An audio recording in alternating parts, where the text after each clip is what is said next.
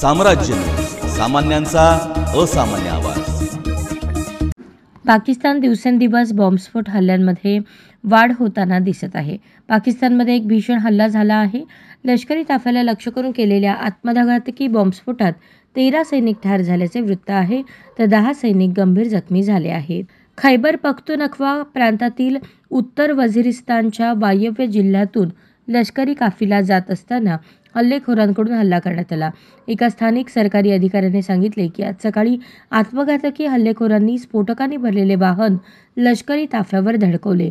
त्यानंतर झालेल्या स्फोटात 13 सैनिक ठार झाले, तर 10 सैनिक आणि 19 नागरिकही गंभीर जखमी झाले आहेत। या स्फोटात जवळपासच्या घरांचेही नुकसान झाले आहे। स्फोटामुळे 2 घरांचे छप्परही कोसळले असून 6 मुले जखमी झाली आहेत। येथे तहरीक-ए-तालिबान पाकिस्तानचे हल्ले अनेकदा झाले आहेत। दरम्यान आतापर्यंत कोणत्याही गटाने या हल्ल्याची जबाबदारी स्वीकारलेली नाही। मात्र तहरीक-ए-तालिबान पाकिस्तान किंवा त्यांच्याशी संबंधित एखाद्या गटाचा या हल्ल्यात हात असू शकतो। दरम्यान लष्कर आणि सुरक्षा संस्था परिसरात शोध मोहीम राबवली आहे, तर जखमींना जवळच्याच लष्करी रुग्णालयात दाखल करण्यात आले आहे। या हल्ल्यामुळे पुन्हा एकदा पाकिस्तानच्या सुरक्षा व्यवस्थेवर मोठे प्रश्न उभे राहिले आहे।